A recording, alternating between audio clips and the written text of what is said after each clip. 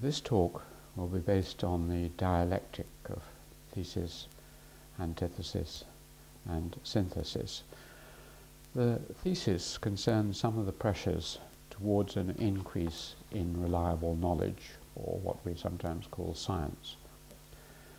Once we see science ultimately as reliable knowledge, that is to say, we demystify it and place it alongside all other forms of knowledge, we can see how much it is socially embedded.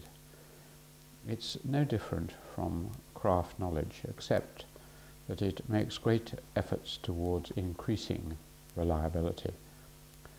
But why does it make these efforts?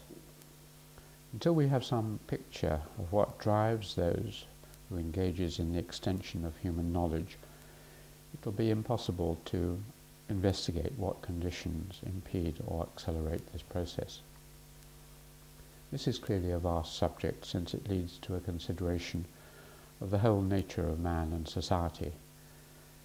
In order to compress it into a short account, I'll take the model produced by one of those who has thought most deeply about the wider philosophical issues and summarized much of the wisdom of the ages up until his time, that is, the man who is not normally thought of as an economist, but is also, of course, a philosopher, Adam Smith, in the middle of the 18th century.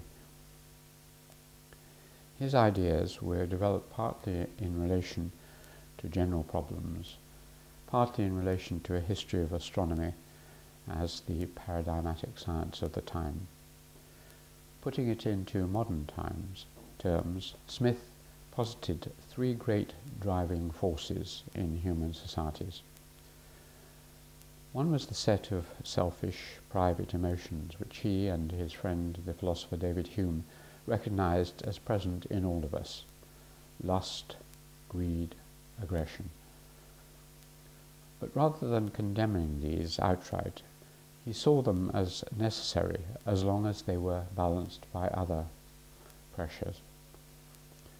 One part of human motivation, the desire to outdo others, to compete, to win, to hunt down one's prey, and generally to triumph, were particularly important.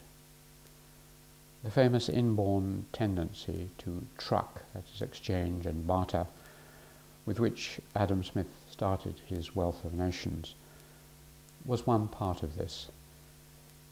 This leads us to examine the competitive, games-playing aspect of man's nature, which clearly forms a considerable part in much of science, a game against nature and a competition with one's fellows.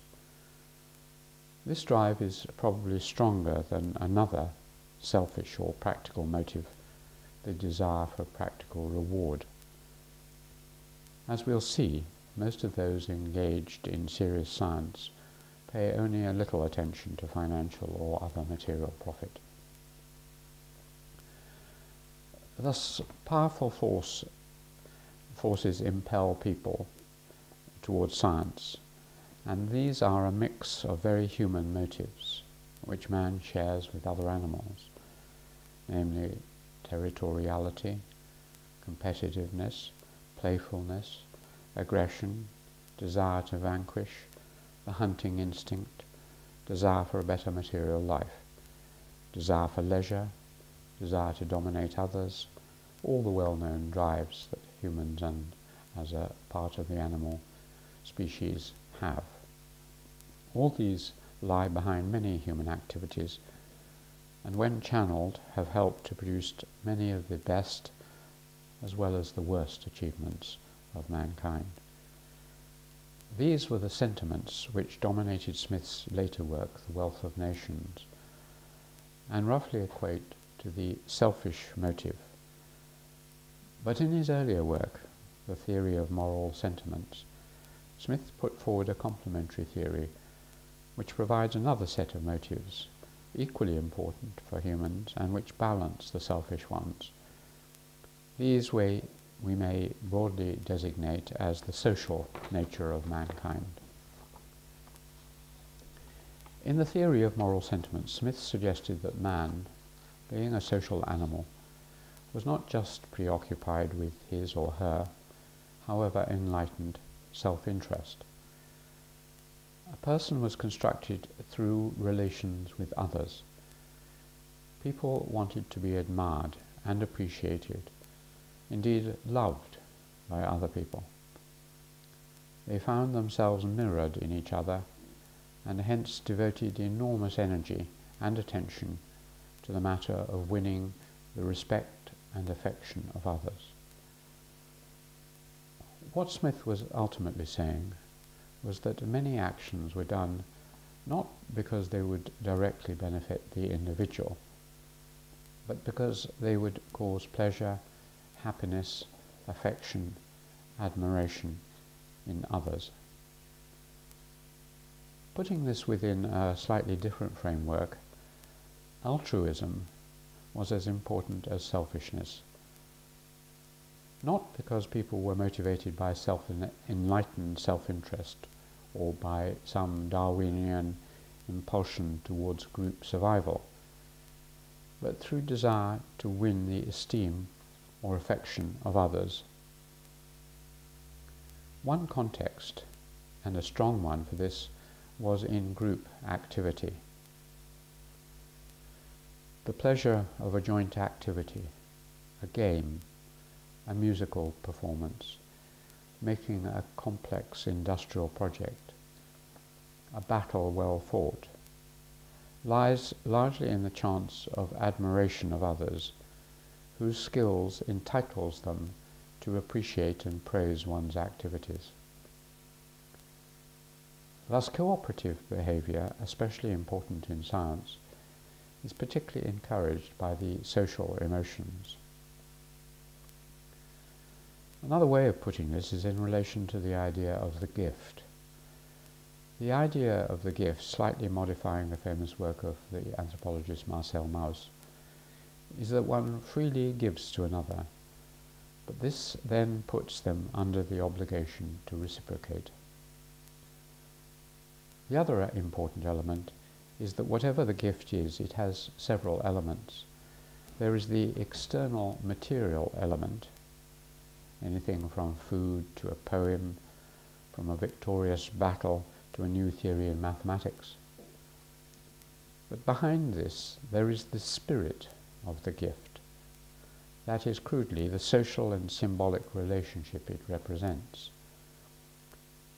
To give something and have it received, the way of giving and receiving, and particularly the appreciation expressed in the counter-gift, all express the social relationship.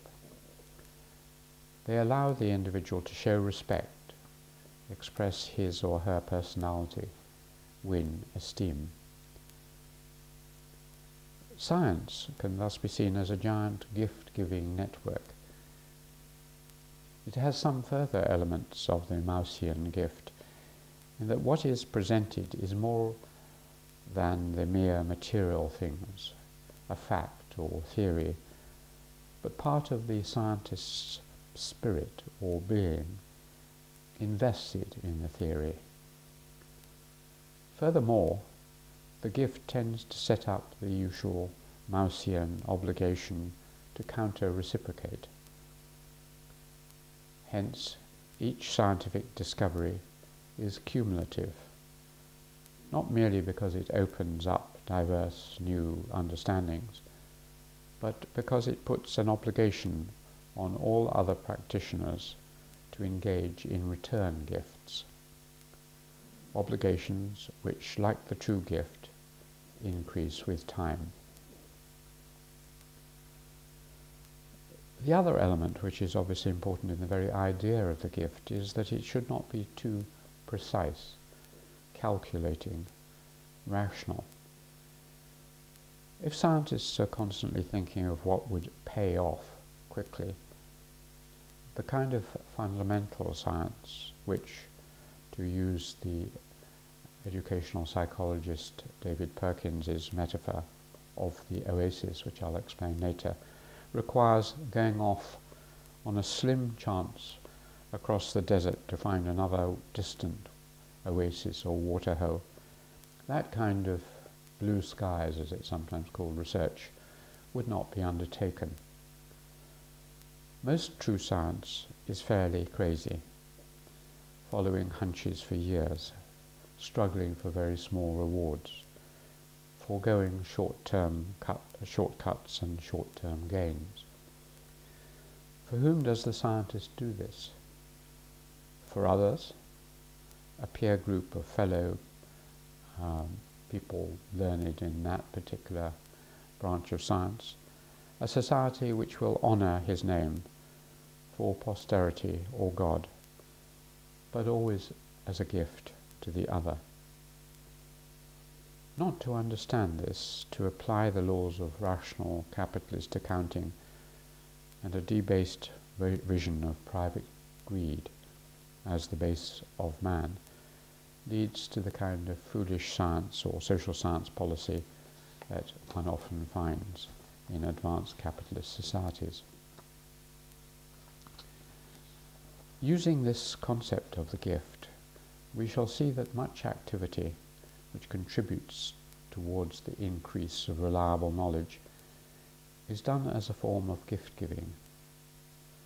Robert Boyle, Edmund Cartwright or Michael Faraday were primarily concerned with giving gifts of this kind.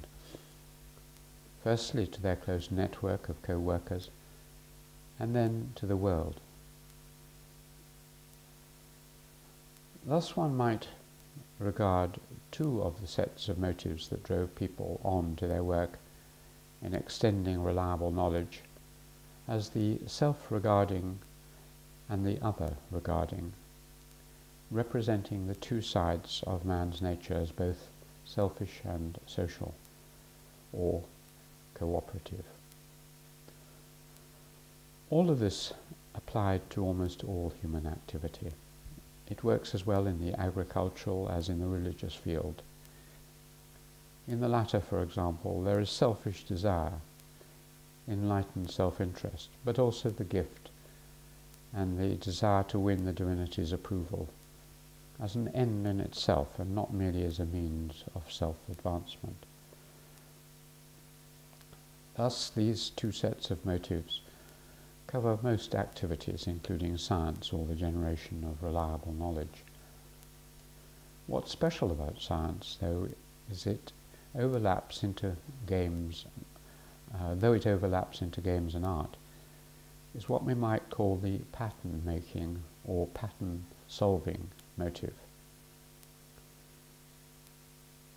Adam Smith believed that invention and discovery arose out of curiosity, and curiosity arose out of wonder, surprise, and puzzlement. Three basic emotions are behind all science.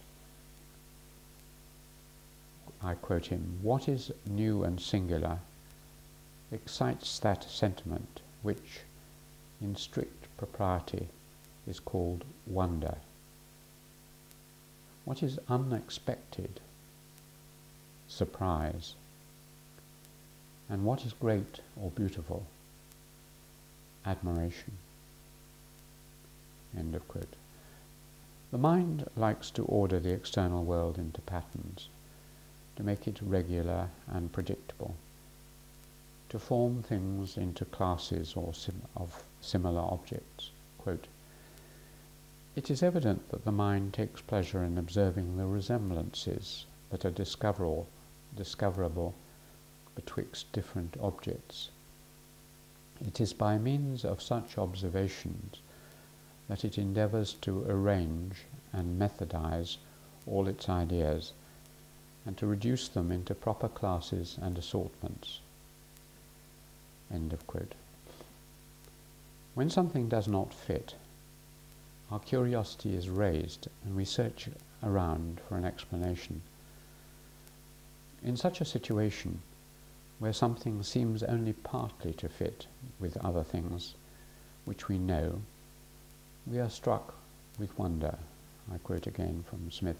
It is this fluctuation and vain recollection, together with the emotion or movement of the spirits that they excite, which constitute the sentiment properly called wonder. End of quote. Particularly puzzling are cases where two objects appear to be connected, yet we cannot see what does connect them. The role of science is to explore these suspected yet hidden connections. Quote again from Smith: "When one accustomed object appears after another, which it does not usually follow, it first excites by its unexpectedness the sentiment properly called surprise, and afterwards by the singularity of the succession in order of its appearance, the sentiment properly called wonder. The two objects become connected in the mind through the principle of association." I quote, "When two objects, however unlike, have often been observed to follow each other, and have constantly presented themselves to the senses in that order, they come to be so connected together in the fancy that the idea of the one seems of its own accord to call up and introduce that of the other." End of quote. In such a situation, the mind tries to fill up the causal or connecting gap between them, the invisible chains that bind them. One tries to construct an imaginary connection and then see if that will help to smoothly link them. Thus it is things which stand out as anomalies, irregularities, inexplicable conjunctions, which puzzle and raise the curiosity. Smith notes that humans have a particular interest from very early on in anything that seems to stand out against what one would expect. These are all quotes and remarks based on his philosophical essays. The ultimate aim of science was to satisfy curiosity, that is, to quell the turbulence of surprise, wonder, and admiration, to smooth the sea of the mind and to bring back tranquility. For instance, speaking of one development in mathematics, Smith wrote, quote, "Nothing can more evidently show how much the repose and tranquility of the imagination is the ultimate end of philosophy than the invention of this equalizing circle." End of quote. More generally, quoting again, philosophy, by representing the invisible chains which bind together all these disjointed objects, endeavors to introduce order into this chaos of jarring and discordant appearances, to allay this tumult of the imagination, and to restore it when it surveys the great revolutions of the universe to that tone of tranquility and composure which is both most agreeable in itself and most suitable to its nature. End of quote. Given this desire for tranquility after wonder, it's clear that what drives scientists is not ambition for wealth or power, but curiosity and amazement. Quote again, "Wonder, therefore, and not any expectation of advantage from its discoveries, is the first principle which prompts mankind to the study of philosophy, of that science which pretends to lay open the concealed connections that unite the various appearances of nature. And they pursue this study for its own sake, as an original pleasure or good in itself, without regarding its tendency to procure them the means of many other pleasures." End of quote. For this reason, new theories which create even more wonder and amazement are often successful. For instance, the Copernican system was not only more economical, but more wonderful. But in the end, the new system must increase intelligibility, understanding, as well as awe. Thus it, quote, took off that wonder and uncertainty which the strangeness and singularity of their appearance had excited, and thus far, too, better answered the great end of philosophy, end of quote. Thus, when Adam Smith analysed the most powerful motive driving on scientists, he decided that it was a mixture of wonder and surprise. Basically, it is often the case that a pattern is broken, something is mysterious and puzzling, and the mind tries to overcome the turbulence caused by the unresolved puzzle. So it tries out various patterns in order to solve the mystery. Some work, some don't. This is what the expansion of reliable knowledge means. Thus, ultimately, the specific form of science is to do with a particular mental activity, pattern making, which is obviously allied to pattern making in all activities. The process is particularly overt outward in the case of a young child. It tries out food, fits shapes together, explores a room. One can see a very powerful survival instinct at work, the desire to understand how things work and are connected. Thus, in a sense, whenever a human being observes things, it starts asking those why questions for which children, and Einstein, are famous. In order to answer these questions, the child uses all sorts of methods: comparison, deduction, induction, experimental testing. Every child has to be a pretty good experimental scientist in order to survive.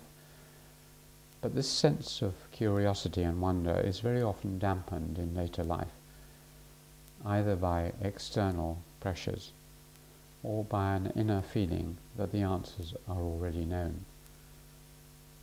The more complex and complete the system of thought claims to be, Confucian, Islamic, communist, the less inclined or encouraged the individual is to go on asking the why questions. A child, a painter, a poet, a scientist, all are faced with wonder and surprise and try to overcome this. The only difference is that as science becomes more effective, it develops other tools and methods for this purpose. The child uses its natural intelligence. The musician uses all the heritage of music and certain musical instruments and rules. The natural scientist uses certain mathematical, statistical, and other methods, and also certain technologies in pursuit of understanding. Science also has the characteristic that it tends to be cumulative, unlike the arts, and that it can be tested, and that it is open and never finally settled. Thus, these three sets of motives combine to give the potential for the development of reliable knowledge. The antithesis consists of some of the pressures towards a decrease in the growth of reliable knowledge. While there are powerful human and other drives towards the accumulation of reliable knowledge, there are equally powerful constraints which prevent such a development. In order to see how the balance between these dialectical tendencies works out, we need to outline some of the counter-pressures, or traps as I call them. Of particular interest are the cumulative pressures which build up over time and often bring the expansion of reliable knowledge to a standstill. We shall need to elaborate these in detail, but here we can briefly outline just a few that I've already identified. One of these tendencies is the conservatism, the routinization, and the ritualization, which increases as processes become more complex, while the understanding of the way in which they work, that is, the reliable knowledge content, does not increase proportionately. This is the trap or lock-in, as you might call it, exemplified by the Japanese sword. For example, the Japanese sword reached its peak in the 12th, 13th century and never really improved at all after that. And one could find many other examples. The only way to make sure such complex processes continue to work seems to be to humans is not to change them. People have forgotten actually how they work, so they have to keep to the outward forms or rituals or prescribed methods in order that they continue to work. Even if anyone knows how and why they originally worked, that knowledge is lost, and the move from charisma to routinization is completed. The lock-in occurs in all forms of knowledge, of secular processes, making things, education, all sorts of practices, and also in most religions, ritualization and formalism, and politics, as Max Weber analyzed the move from charisma to routinization and bureaucracy.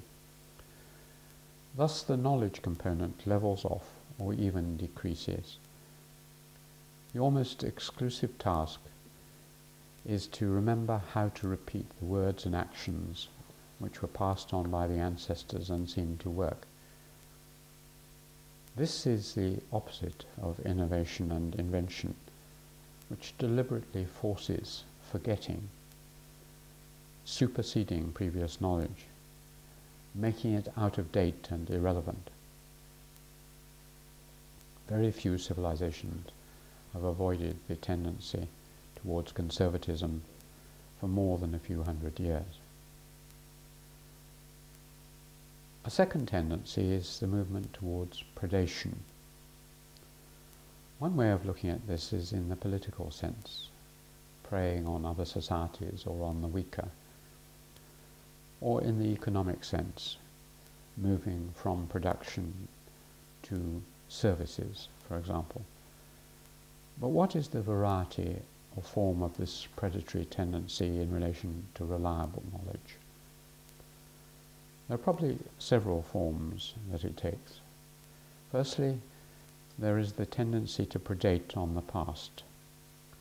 That is the universal fact that it's easier to live off the accumulated wisdom of ages of the past than to add to the wisdom by carrying out new work.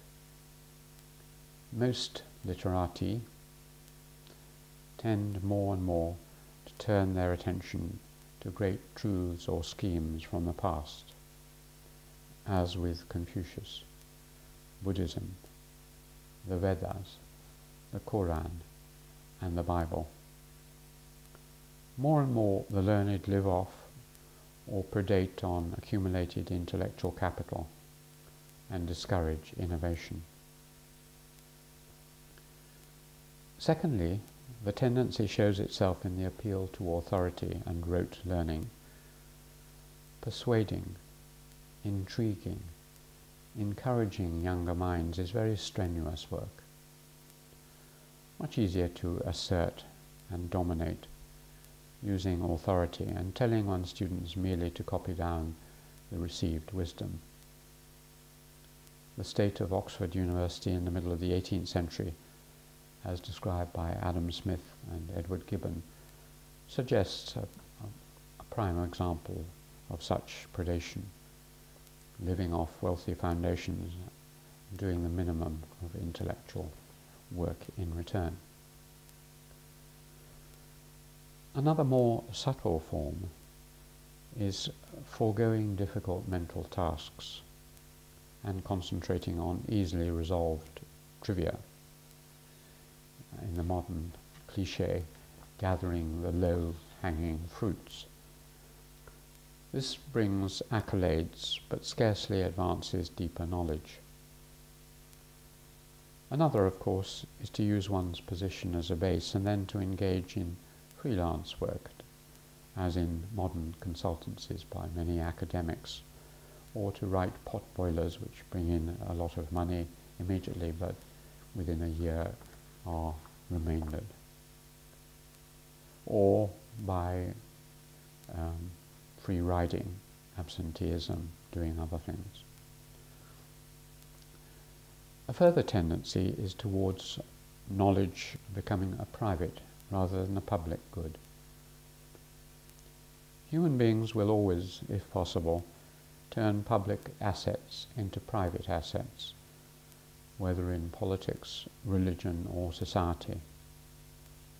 Good science operates best in an open market for goods and through cooperation.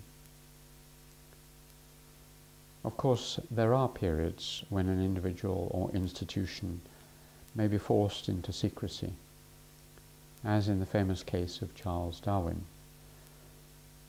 But the ultimate aim is to publish the results and earn praise and glory by providing a rung upon which others can climb. In contrast, in many societies, all knowledge of a deep kind is by definition esoteric. It is developed by a particular family, sect, or organization, and should never be made generally known. Of course, there are hints of this in the medieval guilds, continued in such organizations as the Masons, or in magic by the Rosicrucians. But all this is antithetical to modern science, which in theory is published and open. The intellectual or priest lives off his monopoly of secret knowledge. The scientists and philosophers of Europe lived off their ability to disseminate their knowledge. The wider, the greater the power. This is, in fact, very unusual. Another subtle form of intellectual predation is outlined in Pope's essay on criticism, where he points out that for every really creative artist, there are dozens of less talented critics. It's often easier, and hence more rationally predatory, to live off destroying other people's ideas than by generating any of one's own. Thus, what is called the frogs in the well syndrome in India. Each frog pulls down any frog escaping from the well. The misery of all is better than the escape of a few. Combined with the growing ethic of limited good, that is, that another's success does one down, another's failure boosts one. Both of these are insidious predatory tendencies working against the increase of knowledge. We can observe it at work in schools, when peer pressure will soon create an anti-work, anti-achievement ethic, where a SWAT, someone who works too hard, is destroyed. But it tends to spread very quickly in communities of all kinds, including academic communities and groups of scientists. The alternative kind of predation is a chronic distrust and selfish competitiveness. Science often depends, as Steve Shapin and others have pointed out, on trust and willingness to sacrifice short-term advantages, playing for the team rather than the individual. Another lesson learnt by playing team games at schools, where atomistic individuals are taught how to cooperate and subdue their private desires to the team good. This is an essential part of science. In most societies, one can trust no one, except one's close family. It's known to some anthropologists as amoral familism. And all benefits should be kept for the individual. Altruistic, generous, cooperative behavior is suicidal and quickly discouraged.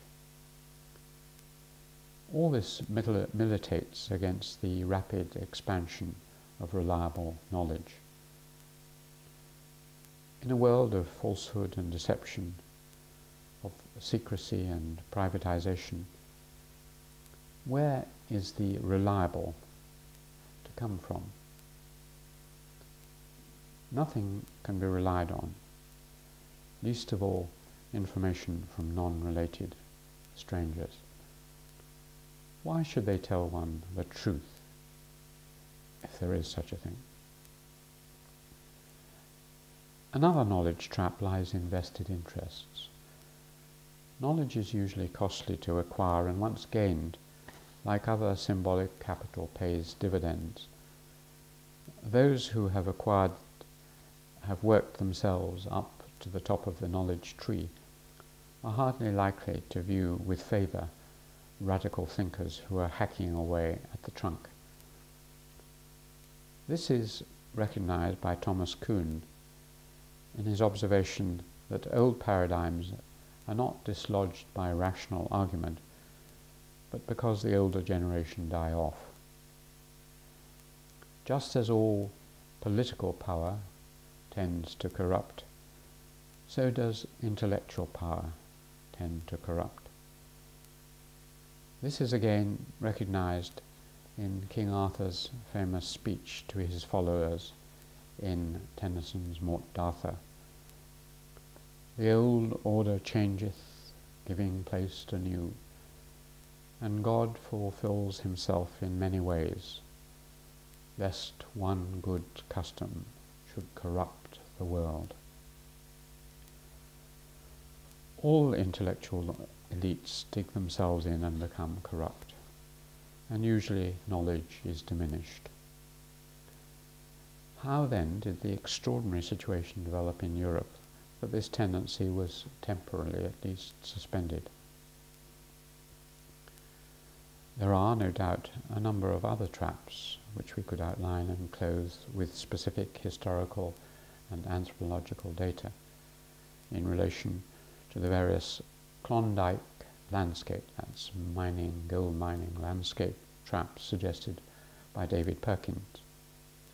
Among these are the oasis trap, previously mentioned, the fact that knowledge becomes centered in an area and it is just too risky and expensive to leave the oasis in search of new productive areas.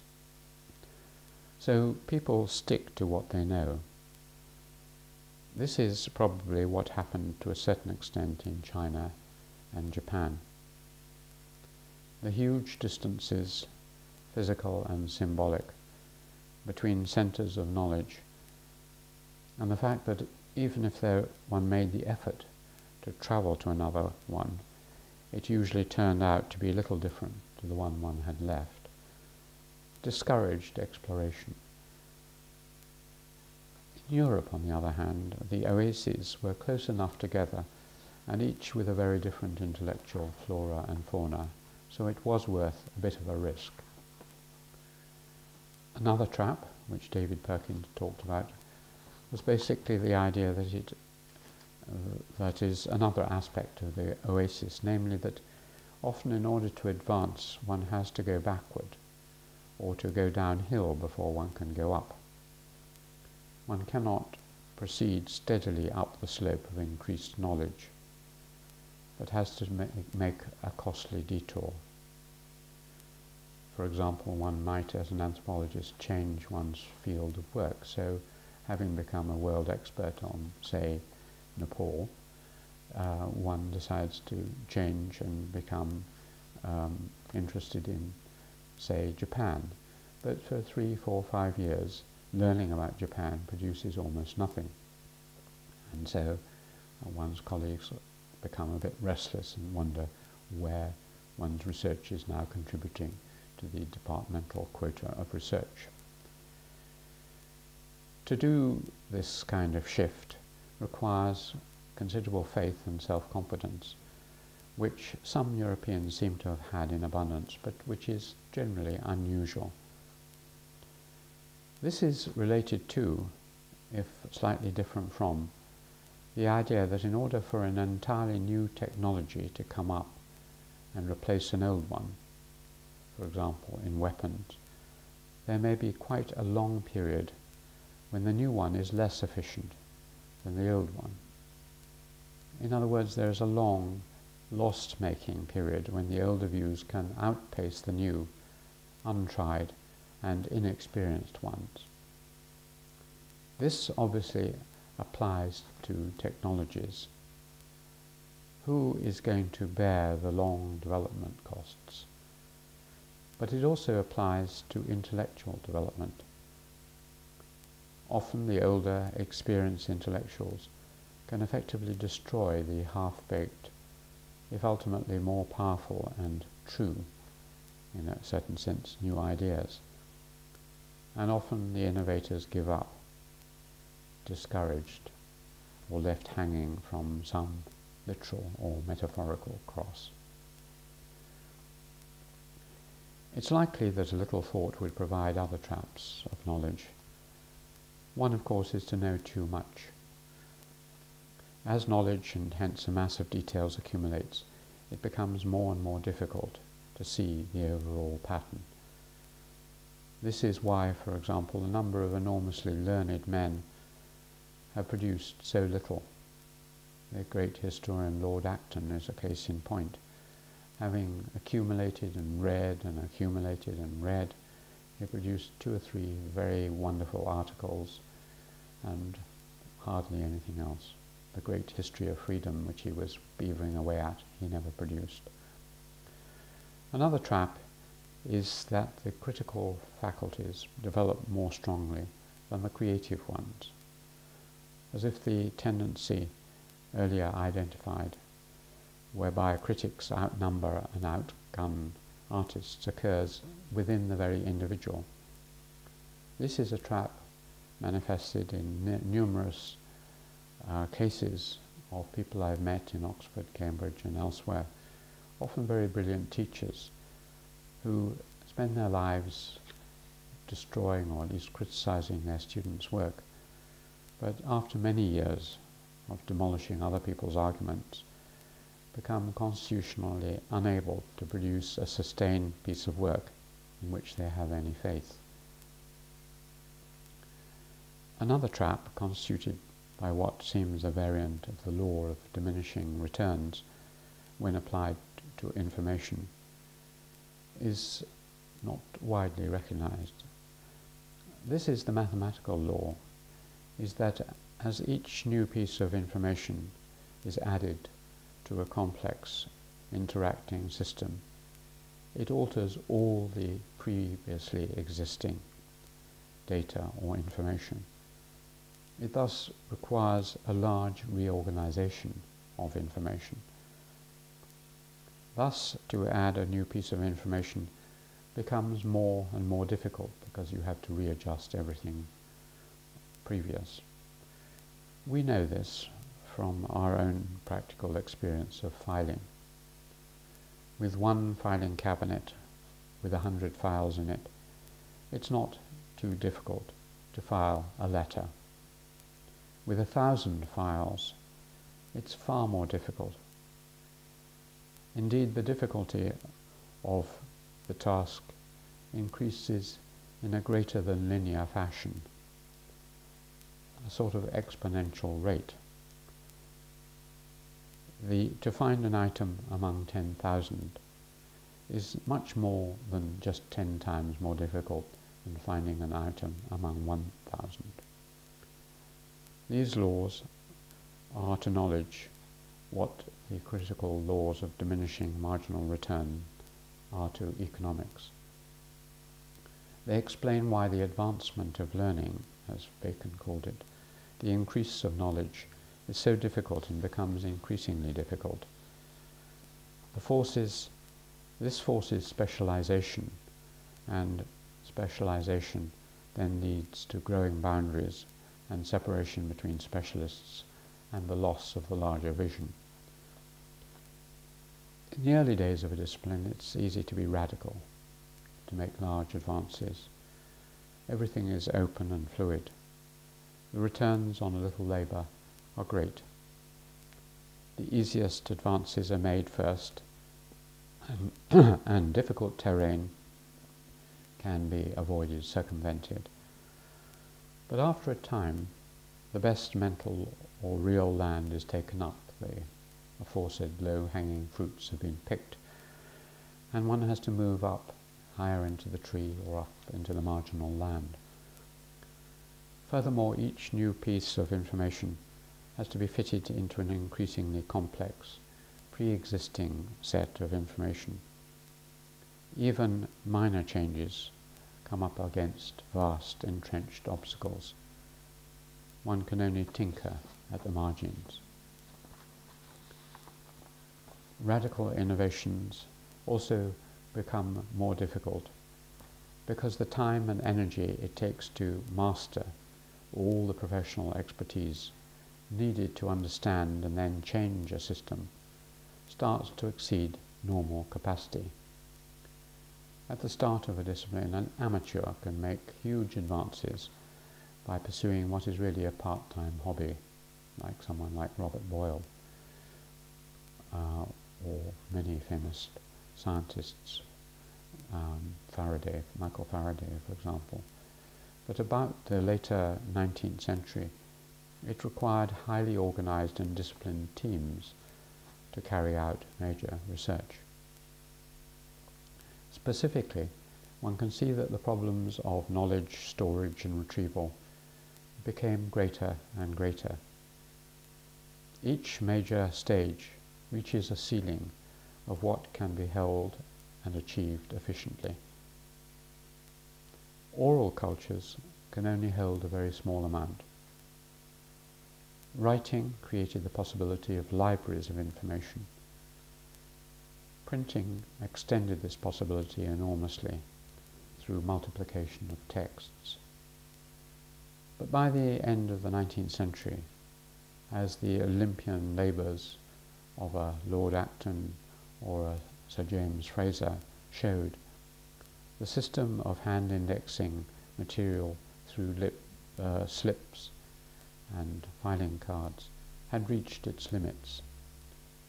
Only in the 1960s, with the development of computers, were new potentials for storage and retrieval released. At the moment, we are temporarily in the position that the increase of computing power, the speed, size of storage media, the searching algorithms, exceeds the increase in information.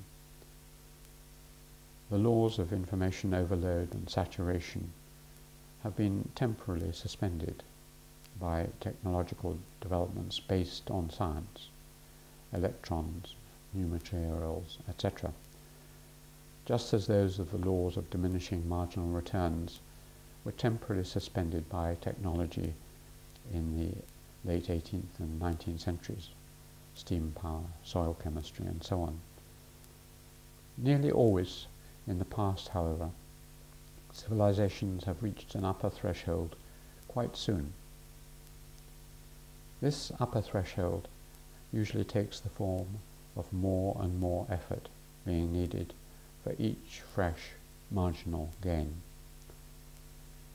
Like climbing a mountain where the slopes become ever steeper and the air ever thinner, earlier successes make later gains more and more difficult.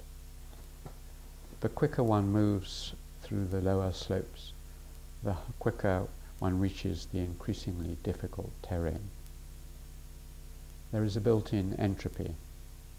The second law of thermodynamics seems to apply. All energy dissipates. This is evident in relation to thought. At the early stages, many people can follow or even attempt the major breakthroughs in knowledge. Towards the high peaks, there are very few who can begin to understand the world inhabited by a Newton or Einstein. It's just beyond their range. And even a Newton or Einstein alone could not create a modern computer or a high-power telescope. It requires a team. The lone champion or knight has given way to the disciplined army, whose cooperation and social organization makes the sum much greater than the individual parts. One way of looking at the advancement of learning is to see it as the characteristic tightrope walk. As knowledge increases, it constantly leads to new temptations and difficulties as well as new opportunities. If it is true, as Foucault and many others, starting with Francis Bacon, have argued that knowledge is power, and if, as Acton long ago observed, all power tends to corrupt, and absolute power corrupts absolutely, so knowledge tends increasingly to corrupt. That is to say, at first knowledge and understanding, reliable knowledge, is an almost pure good. It stimulates and strengthens further exploration. Then, almost inevitably, it contributes to the building up of something like antibodies. It encourages the growth of hierarchy, predation, conservatism of vested interests, backward-looking pride in past achievements, and fear of changing anything. All the different tendencies and pressures listed above contribute to stasis. The major tendency to change of a fundamental kind usually comes from outside the system, from rivals, competitors, non-conformists. They do not share the benefits of the system and wish to topple it, or at least to develop a viable alternative. The danger, of course, is that their remedy, as with the Mongols or Pol Pot or Stalinism, may be so extreme that it eliminates all the past gains, levelling all complexity and losing all the painfully won knowledge. Thus mankind has to walk a tightrope between too much stability and too radical and drastic and root-destroying change. The continuity yet change of a place like England, neither static nor revolutionary, seems to be as near a perfect balance as one can attain. So finally, synthesis, a balance of pressures. Thus we see there are two opposing tendencies. Expressed in the dialectical mode, the thesis is that reliable knowledge will tend to grow cumulatively through a combination of the multiplication effects. Each new piece of knowledge makes many new things possible, and the deep drives in human nature outlined above. The antithesis is that there is a tendency for growth of reliable knowledge to become more and more difficult. There are exponentially expanding problems similar to the law of diminishing marginal returns. These contradictory tendencies lead to an outcome or synthesis which we can examine historically. A tiny advantage on the side of factors encouraging movement or stasis over a long period will lead either to a very large cumulative growth, as in England and parts of Europe between 1400 and 1800, or in stasis or even decline, as in Japan over the same period. We are thus led to ask, what are the factors or conditions that will tip the balance one way or the other? I should like to end by saying that all the quotations from Adam Smith are from his essays on philosophical subjects, published in 1980, or republished in 1982. Thank you.